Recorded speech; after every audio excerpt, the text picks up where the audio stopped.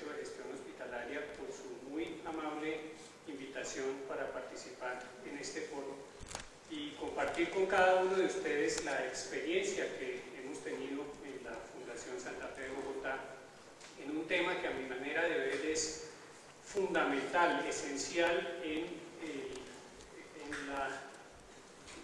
el incremento sistemático de la calidad médica medida en los términos en los cuales les voy a presentar.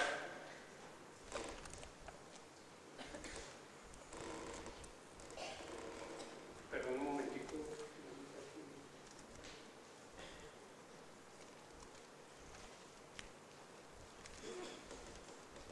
Bien, la calidad médica puede ser medida, y esta es una definición de Chasing, uno de los autores norteamericanos más prominentes de los últimos 10 años en relación a términos de calidad médica, puede ser descrita como el nivel en que un acto médico o un acto en salud, cualquiera que sea, consistente con el conocimiento actual, el conocimiento en su momento, lleve o incremente la probabilidad de un desenlace deseado, un desenlace que puede ser medido en términos de prevención, en términos de mejoría de una condición, etc. La calidad médica vista en estos términos tiene varias características. Número uno, que es medible con precisión. Número dos, que puede ser excelente en su mejor expresión en condiciones ideales, pero en lo cotidiano podría ser defectuosa, especialmente si esta no es medida ni hay sistemas de mejoramiento sistemático.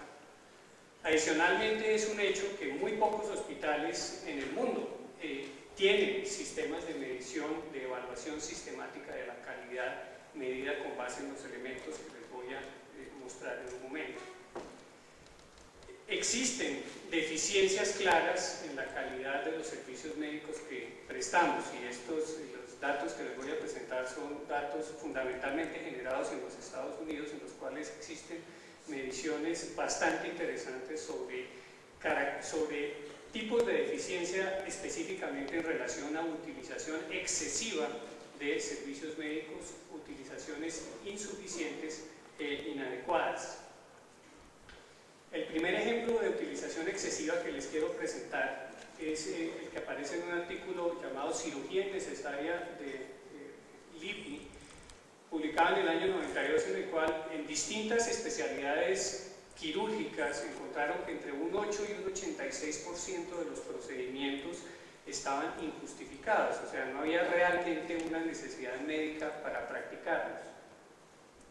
Segundo, en el año de 1997, González publicó en JAMA un artículo en el cual demostraba que el 21%, la quinta parte, de los pacientes quienes tenían infecciones virales, de las prescripciones de antibióticos se hacían en pacientes quienes tenían infecciones virales, claramente no necesarias, un 21% de prescripciones excesivas, de nuevo, uso excesivo de la medicina.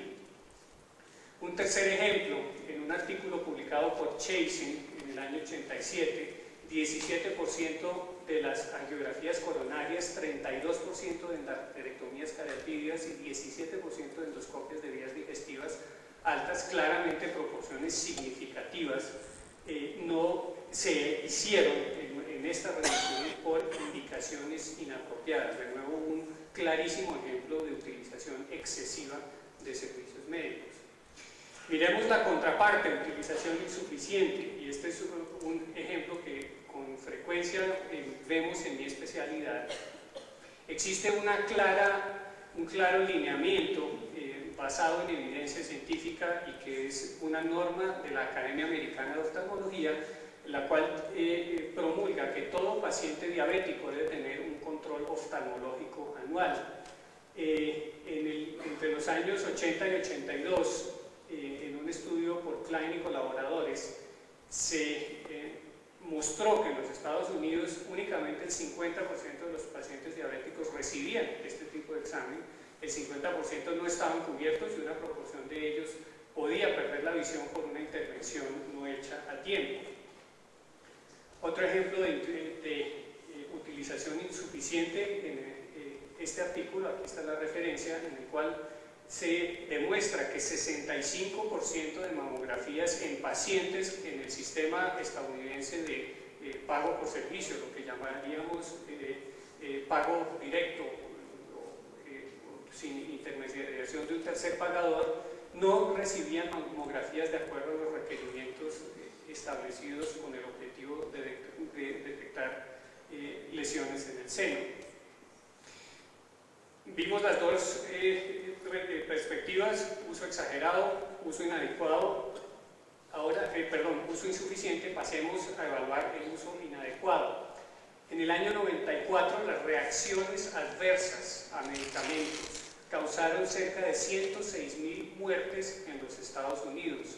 El año pasado estaba catalogada como la 8ª causa de mortalidad en los Estados Unidos. Reacciones adversas involucran en general toda la iatrogenia y reacciones adversas pues obviamente no esperadas. Lo interesante de esto es que si tomamos este número de fatalidades, es similar a si dos aviones jumbo llenos de pasajeros se estrellaran cada tercer día, falleciendo todos sus pasajeros. La razón por la cual el público o la comunidad en general no está consciente de esto es porque estas fatalidades ocurren diseminadas en muchísimos sitios, una, dos, y no suceden todas en un mismo sitio para llamar la atención a un problema supremamente serio de salud pública. De manera que si queremos incrementar la calidad médica, claramente debemos disminuir el sobreuso, lo cual necesariamente debe optimizar el gasto médico y disminuir los sobrecostos. Igualmente, al disminuir el mal uso y por ende disminuir el gasto médico, podemos incrementar la calidad médica. Y al disminuir el bajo uso, o sea, al realmente utilizar las herramientas que tenemos en las cosas que son adecuadas y disminuirla en la utilización insuficiente, incrementamos la calidad médica y optimizamos el gasto médico. Llevamos a un gasto médico, debemos llegar a un gasto médico en términos ideales óptimos. ¿Cuáles son las características en general de quienes trabajamos en salud en términos profesionales? Somos en general personas altamente entrenadas en términos generales. En los años de entrenamiento y dedicación en tiempo de entrenamiento son altas en nuestra sociedad y en todas las sociedades desarrolladas del mundo. Tenemos una alta destreza técnica y claramente altos niveles de motivación con respecto a nuestro ejercicio profesional.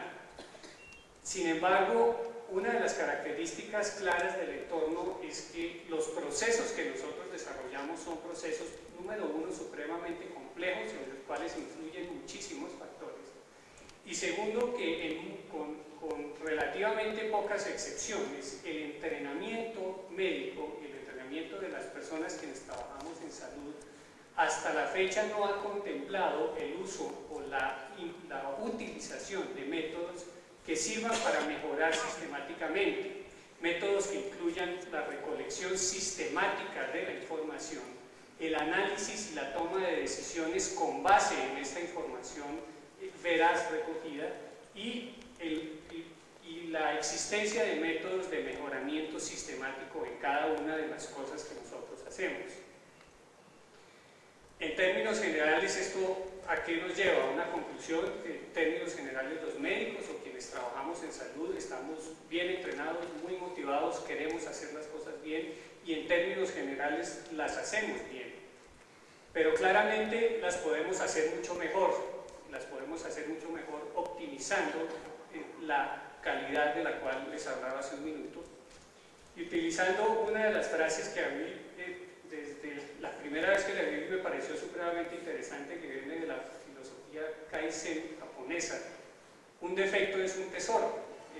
Lograr encontrar nuestros defectos en nuestro actuar médico es un tesoro en términos de la potencialidad para mejorar y para poder digamos, movernos en el camino de la excelencia.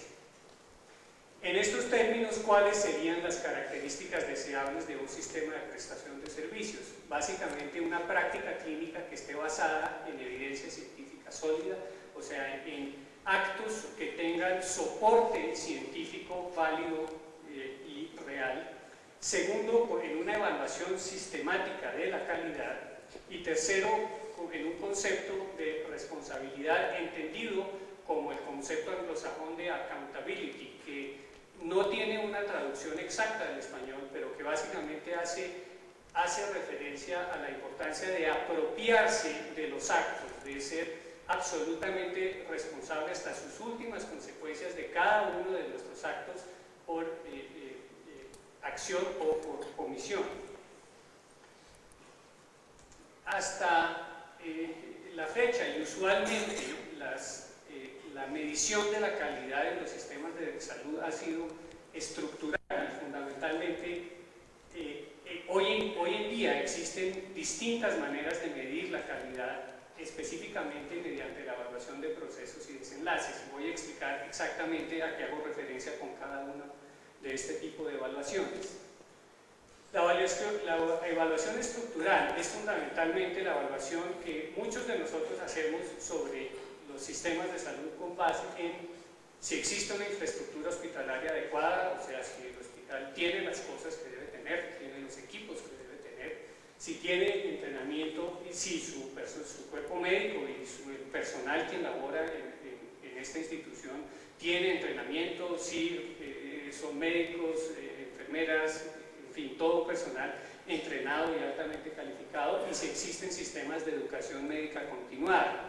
Sin embargo, esta visión, llamémoslo entre comillas tradicional de medición de la calidad, no es suficiente para garantizar que las cosas se hagan de manera óptima en una institución prestadora de servicios de salud. Y para esto es fundamental entender el criterio de evaluación de procesos. Y voy a ponerles una serie de ejemplos en relación a esto.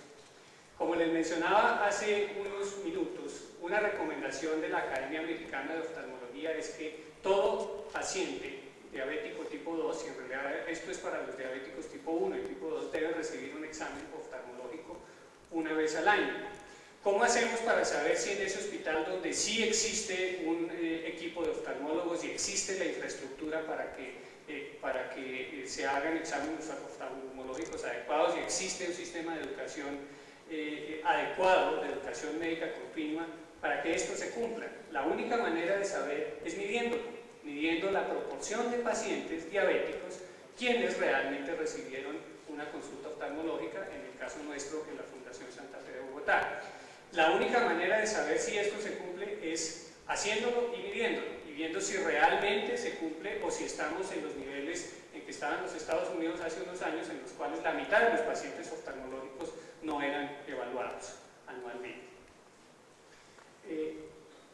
Lógicamente, la característica de un proceso como de estos procesos de los cuales estamos hablando deben reflejar el estado actual del conocimiento, o sea, las cosas que se midan, los actos que se midan en términos de procesos, deben ser procesos que tengan un sustento científico válido, deben estar estandarizados, deben haber sido institucionalizados. Eso quiere decir que la institución que los está adoptando debe haberlos tomado como suyos, los debe haber digerido, y vamos a mirarlo en un momento a qué hago referencia con este proceso de digestión, entre comillas, analizados y aceptados por consenso y que sean desarrollables en su medio. Y lógicamente que tengan una relación directa con los desenlaces deseables. Lo que nosotros queremos cuando miramos un paciente diabético una vez al año es detectar una complicación que se llama retinopatía diabética proliferativa, que es la principal causa por la cual los pacientes diabéticos se quedan ciegos. Lo que queremos es prevenir que los pacientes diabéticos se queden ciegos, porque sí hay un tratamiento que es eficaz para esa condición, y la única manera de detectarlo es a través de ese examen oftalmológico anual. Ahora miremos la otra parte, la evaluación de los desenlaces. De nuevo, ¿cómo hacemos en ese gran hospital muy bonito, con mucha infraestructura, con médicos muy motivados? ¿Cómo hacemos para que realmente los pacientes que llegan a ese hospital no se queden ciegos por falta de atención o atención inadecuada. Básicamente, mediante la evaluación de desenlaces, lo que mira es lo que sucedió con los pacientes. En este caso específico, el cual les ponía hace un momento, es básicamente ver qué proporción de pacientes diabéticos tipo 2 perdieron la visión durante X cantidad de tiempo, que puede ser un año. Algunos la perdieron por la historia natural de la enfermedad, a pesar de haber sido adecuadamente tratados. Otros pueden haber perdido la visión porque nunca fueron vistos por el oftalmólogo, nunca se les detectó el problema y nunca pudieron ser tratados. Y lógicamente, esa proporción debe ser comparada con un estándar de aceptación, ya sea local o un estándar aceptado local o global. La única manera de nosotros decir somos buenos, regulares o malos es compararnos con otras personas quienes miden lo mismo y tienen resultados iguales, mejores o peores que los nuestros. En términos de nuevo de resultados, que es lo que realmente le importa a los pacientes. Lo importante para un paciente cuando ingresa a una institución en realidad es conocer la probabilidad que tiene, en este caso, de no perder la visión por una enfermedad que esté sufriendo. Hecho esta introducción, esta introducción que les acabo de hacer es muy importante y engrana de manera muy consistente con el concepto de las guías de práctica clínica, que es el tema de mi conferencia y es la experiencia que quiero compartir con ustedes, experiencia en la cual llevamos algo más de 2 años en la Fundación Santa Fe de Bogotá. Hablo de guías de práctica clínica basadas en evidencia científica. ¿Qué son estas guías de práctica clínica? Básicamente son consideraciones que han sido desarrolladas de manera sistemática que ayudan a las decisiones del médico y del paciente en el cuidado de la salud en circunstancias específicas. Vamos a puntualizar un poco más de qué se trata esto.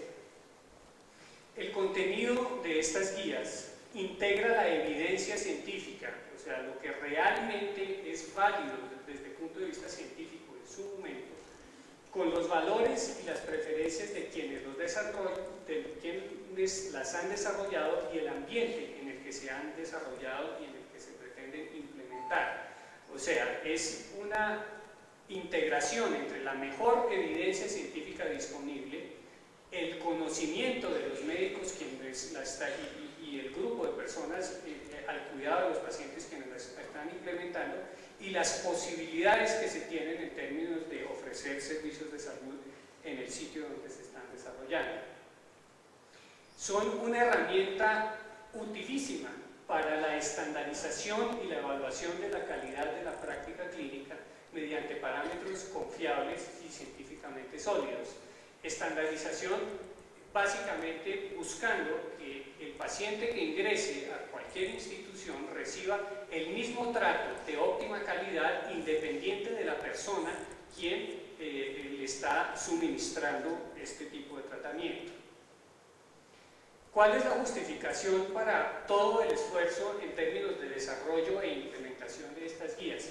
Básicamente porque existe clara evidencia de variación en los patrones de la práctica clínica en muchísimas, si no la mayoría de las patologías, que esta variación lleva claramente, como les mostré en los ejemplos anteriores, a prácticas clínicas o innecesarias, insuficientes o excesivas.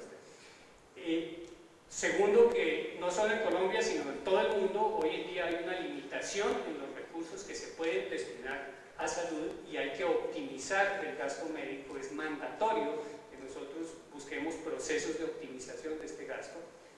Tercero, porque los clínicos y quienes practicamos medicina de manera activa tenemos una dificultad en términos de tiempo de asimilar la montaña de información que se está produciendo en términos de nuestra práctica clínica diaria. Y finalmente, porque es un estímulo para evaluar los procesos decisorios en términos de resultados para los pacientes. ¿Cuáles han sido las limitaciones para el proceso de implementación de este tipo de guías? Y quiero a la persona o a las personas quienes me escuchan, quienes estén interesados en este tema, recomendarles este excelente artículo publicado en JAMA el año pasado, en el cual se hizo una evaluación sobre cuáles son las limitaciones que han tenido en los Estados Unidos el proceso de implementación de guías de práctica clínica. Se resumen en términos muy generales en varios puntos y ahora vamos a ver cuál ha sido nuestra experiencia en la Fundación Santa Fe con estos puntos específicos. Básicamente por falta de conocimiento en cuanto a la existencia de estas guías o carencia de familiaridad con las recomendaciones que ellas dan, falta de consenso, o sea, de uniformidad en los criterios personales comparados con los criterios con las recomendaciones específicas de la guía, dudas sobre la eficacia, expectativas distintas a las reales en términos de resultados en cuanto a las recomendaciones de las guías, por un fenómeno de inercia, un fenómeno humano de tendencia a la media, tendencia a no cambiar, tendencia a que las cosas sigan su curso, entre comillas, normal o natural, por características intrínsecas de la guía, guías que pueden ser un poquito complejas, difíciles de entender, difíciles de asimilar, porque las guías pueden ser percibidas como un obstáculo en la relación médico-paciente, o porque se carezca de infraestructura inadecuada en el sitio donde se presta el servicio para ejecutar las recomendaciones que especifican las guías. Para el proceso de elaboración, digamos, para el proceso de implementación de guías en la Fundación Santa Fe de Bogotá, nosotros tomamos un modelo desarrollado en Canadá y escrito por Brownman, quien la referencia creo que no está en la conferencia, pero se la puedo suministrar a quien esté interesado, en el cual primero que todo se desarrolla o se establece una estructura organizacional fundamentada en tres partes. Un grupo coordinador o un ente coordinador que es quien, digamos, supervisa o evalúa el proceso de implementación. Segundo, un grupo ejecutor, que es el grupo fundamental en términos operativos, que está constituido por todas las personas, absolutamente todas las personas quienes van a tener participación dentro de la ejecución de los procesos de los cuales habla la guía. Si ponemos un ejemplo, en el caso de examen oftalmológico, del examen oftalmológico anual, son los oftalmólogos. Si hubiera optómetras en el sitio, serían los optómetras, serían los técnicos, serían las personas quienes toman las fotografías de retina de los pacientes, o sea, todas las personas que están involucradas dentro del proceso. Apoyados por un grupo de soporte metodológico que en nuestro caso está constituido por una de las divisiones de la institución, el Centro de Estudios e Información en Salud. Cuando hablo de soporte metodológico, hablo de un grupo de personas quienes puedan apoyar al grupo ejecutor en términos de evaluar la evidencia científica disponible. El proceso se inicia con el primer paso, que es básicamente seleccionar el tema, y para esto he escogido la experiencia que hemos tenido en nuestra sección de oftalmología con la primera guía de manejo basada en evidencia que implementamos. El tema que escogimos fue el de examen oftalmológico del adulto sano, y ahora veremos la razón por la cual hicimos eso. Los criterios para seleccionar este tema son fundamentalmente la prevalencia, qué tan frecuente se hace, es la enfermedad, llamémoslo, o el acto que se está desarrollando, qué tan complejo es, qué potencial existe para incrementar, qué relevancia tiene para el área específica, para la institución o para el área específica de la cual se está tratando, si existen variaciones en la práctica, si no es una práctica uniforme, si su costo es alto y si existen niveles altos de evidencia científica. Todos estos son temas a considerar para seleccionar un tema, o sea, puntos a considerar para seleccionar un tema hacia el cual trabajar en la implementación de una guía de manejo basada en evidencia.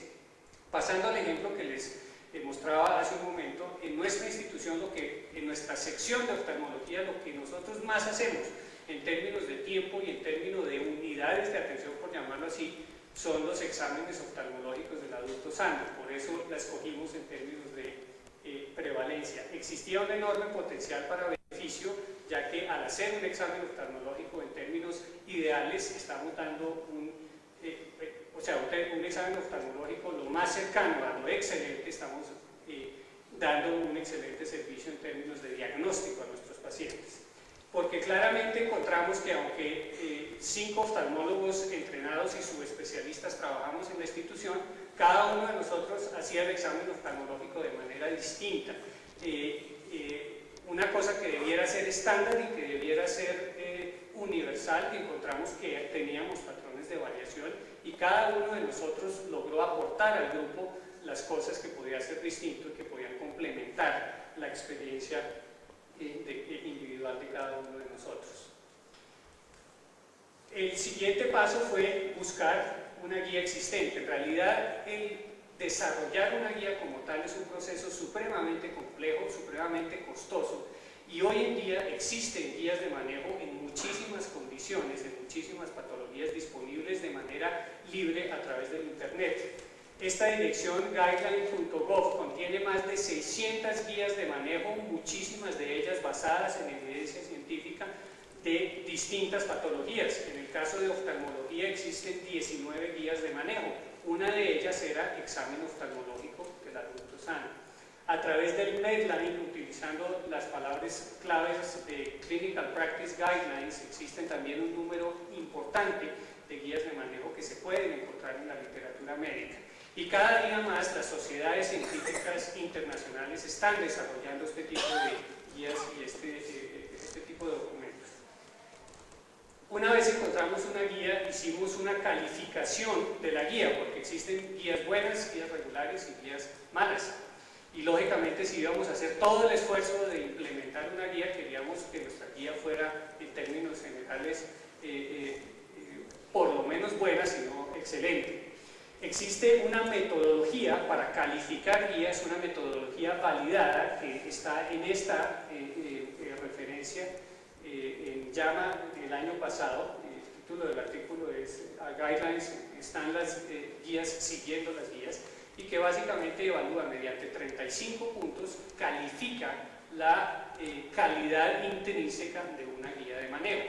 Nosotros hicimos la calificación de nuestra guía y el puntaje fue de 25 sobre 35, lo cual la colocaba un poquito por encima en términos de calidad comparado con 200 y pico de guías que evaluó este autor en toda la literatura médica mundial. Una vez teníamos nuestra guía y sabíamos que era buena, pasamos al siguiente paso, que fue revisarla, que cada uno de nosotros la revisara, y nos reunimos durante varias sesiones para encontrar consenso sobre lo que queríamos hacer, consenso sobre recomendaciones que nos promulgaba la guía. Ese consenso llevó a que nosotros decidiéramos que el examen oftalmológico del adulto sano tiene 58 pasos y que si queríamos hacer un examen perfecto debíamos tener documentación escrita de cada uno de los 58 pasos en nuestras guías, en nuestras historias clínicas. El siguiente paso fue la definición de indicadores de ejecución, o sea, qué era lo que íbamos a medir en nuestras guías.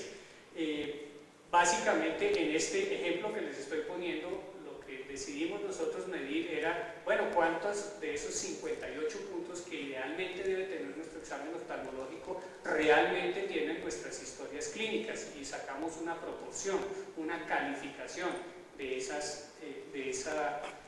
digamos, una puntuación de la calidad de nuestro examen oftalmológico basado en esos criterios. En términos de patologías, o sea, si se implementara una guía de manejo basada,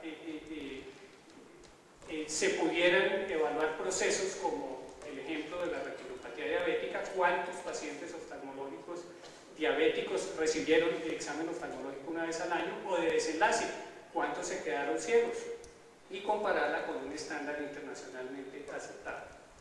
El siguiente paso fue la revisión independiente de una guía. Lo que nosotros buscamos era que nuestra guía de manejo fuera evaluada por un grupo completamente ajeno a nosotros, idóneo desde el punto de vista profesional, que validara o que evaluara los pros y los contras que pudiera tener esa guía que nosotros habíamos desarrollado o, digamos, adaptado por consenso a partir de la original de la Academia Americana de Oftalmología. El sexto paso es básicamente el de la negociación de políticas de práctica, los estudios de costo-eficiencia, costo-beneficio institucional. En este caso, pues básicamente tiene que ver con procedimientos que sean supremamente costosos, en los cuales haya dudas o haya ciertas políticas, o sea, ciertas situaciones que hagan un análisis de costo-beneficio necesario en términos de necesidades de infraestructura, cosas de este estilo. El séptimo paso fue adoptar la guía, es decir, a partir del 1 de octubre del año 99, todos los oftalmólogos de la Fundación Santa Fe de Bogotá nos comprometemos a seguir los 58 pasos en los cuales estamos de acuerdo, y eso empieza a funcionar a partir de hoy. Y así fue como se desarrolló y así es como hemos venido desarrollando las guías en las otras distintas áreas de la institución. El paso número 8, programación de revisión y actualización. Eso básicamente consiste en evaluar qué es lo que estamos haciendo. Ya nos comprometimos a que esta es la mejor manera de hacer lo que debemos hacer. Ahora nos comprometemos a hacerlo y el siguiente paso es comprometernos a evaluar que lo que estamos diciendo que hacemos realmente lo hacemos bien y procurar hacerlo mejor cada vez. Esto lleva a que desarrollemos lo que hemos llamado fichas técnicas de indicadores, en este caso, en el ejemplo que les estoy poniendo, examen oftalmológico del adulto sano.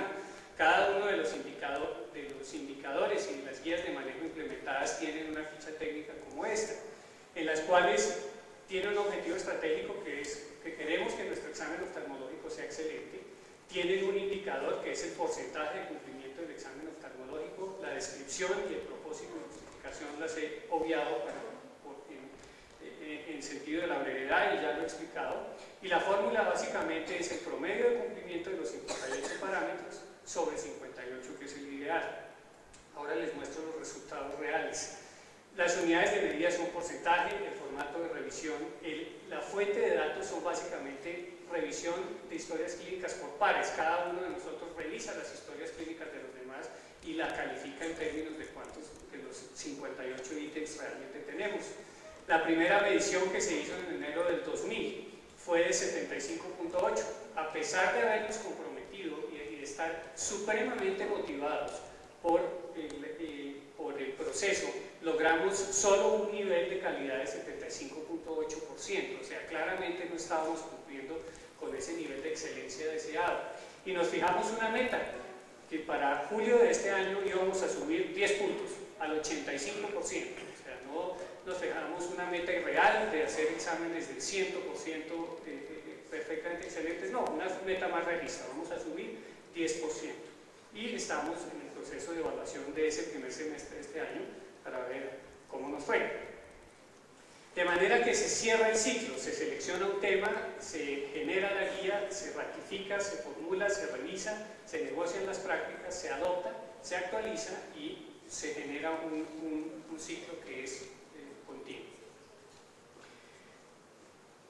Dentro de la institución hemos llevado este proceso a todas las áreas y a principios de este año desarrollamos una encuesta para ver cómo percibía nuestro cuerpo médico el proceso de implementación de estas guías. Yo pienso que esto es bastante replicable a lo que pueden tener ustedes en cualquiera de sus instituciones.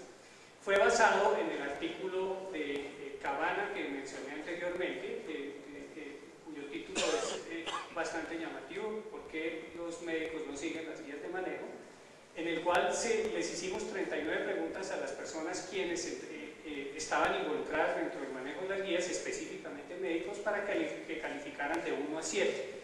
1 era que estaban en fuerte desacuerdo, 7 en fuerte acuerdo, 4 era indiferente, 2 y 6 desacuerdo o acuerdo, y 3 y 5 algún desacuerdo o algún acuerdo.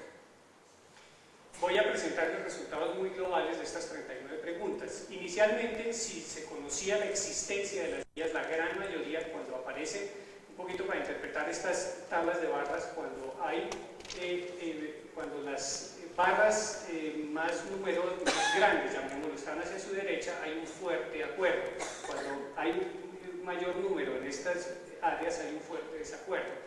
La gran mayoría de nuestros médicos conocía la existencia del proceso de implementación de las guías recordaba las recomendaciones específicas de las guías. Había una percepción de una percepción contraria de mayor riesgo versus beneficio al aplicarla.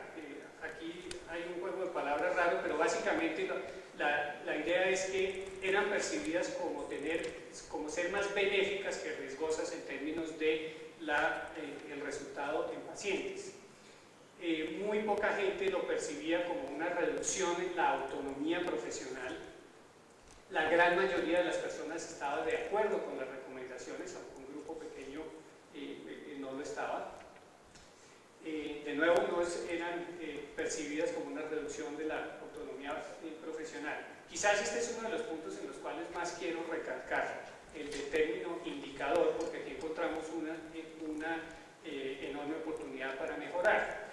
El conocimiento del término indicador, que en este momento parecería obvio, y parecería obvio para las personas quienes han estado dentro de un proceso, no era tan claro entre los médicos. Fíjense que existe una proporción importante de médicos quienes desconocían el término indicador, o sea, desconocían la medición que se estaba haciendo y por qué se estaba haciendo esa medición. Adicionalmente, en el área específica, la figura anterior hacía referencia al término indicador como tal, y cuando les preguntamos sobre el indicador específico de la guía que estaba implementándose en su área, cerca del 50% no la conocían. Una enorme oportunidad para mejorar, dado que no había claridad en cuanto al término y a la utilidad de los indicadores, que es en el fondo la finalidad de este proceso. Finalmente, también se repartían como en un 50 y 50% si era útil el ejecutar la guía para modificar el indicador. Es apenas obvio que el ejecutar la guía lo que debe hacer es modificar el indicador hacia una mejoría, pero sin embargo los médicos, por carencias en nuestra formación y por carencias en el proceso que estábamos desarrollando, no teníamos claro para qué servía, o sea, por qué la guía servía para modificar un indicador. Esto es interesante. La gran mayoría de los médicos mencionaban como benéfica en términos personales la implementación de este proceso. Muchos, y esta es otra oportunidad de mejoría que quería compartir con ustedes porque les puede ser útil a quienes estén en un proceso de esta índole, era la necesidad de recuerdo frecuente. Nuestros médicos manifestaron que necesitaban que se les recordara frecuentemente las recomendaciones con el objetivo de poderlas cumplir. Un dato interesante: nuestros médicos tienen la percepción en una proporción importante que la implementación de esta guía a corto plazo no mejoraría sus ingresos en términos económicos. En conclusión, en nuestro proceso existe un excelente conocimiento, familiaridad y acuerdo con las guías, o sea, en términos generales han sido muy bien aceptadas. Existe certeza, deseo, capacidad y convencimiento en relación al proceso, a todo este proceso de implementación que, como les digo, abarca a todas las áreas de la institución. Es percibido como benéfico para los pacientes, benéfico para los médicos en términos de riesgo médico legal, y no son percibidas en general como difíciles para ser utilizadas e implementadas. Hay un regular conocimiento del término indicador, y esto es importante porque puede suceder en cualquiera de las instituciones de ustedes, básicamente por la carencia que tenemos los médicos en este tipo de formación, y sobre su efecto y el efecto de la implementación de las guías sobre los indicadores como tal. Nosotros no encontramos que ninguno de estos factores fueran percibidos como limitaciones al proceso, factores que sí han sido percibidos en otros sitios del mundo. Que la guía involucre mayor riesgo, mayor costo riesgo para los pacientes o costo para el sistema, que limite la autonomía profesional, que se ha percibido como una sobresimplificación del acto médico, que vaya contra la autoestima profesional, que no compensa la evidencia que está proveyendo, que vaya en contra o sea una limitación para la relación médico-paciente, o que tenga sesgos o desviaciones sistemáticas de la realidad. Las limitaciones al proceso que nosotros percibimos, básicamente, nuestros médicos no percibían a corto plazo un beneficio exclusivamente en términos económicos. en algunas situaciones podría incrementar el costo de la práctica clínica real. Un caso específico en nuestra área de oftalmología, una de las pruebas fundamental, una de las 58 pruebas es el hacer una prueba de color a los pacientes, en especial a los pacientes de sexo masculino. No todos los oftalmólogos teníamos la tabla para utilizarla para medir la visión de color, y es una tabla que el costo actual es alrededor de $300. Lógicamente esto es claramente un incremento en la práctica clínica que pues lógicamente está justificado con base en la evidencia y en la implementación de la guía. Algunas personas percibieron que podía no disminuir el riesgo médico-legal, o sea, había percepciones de dos tipos, de reducirlo o no reducirlo en términos de riesgo médico-legal. Algunas personas mencionaron no tener la infraestructura suficiente para desarrollarlas y, de nuevo, la necesidad de recuerdo.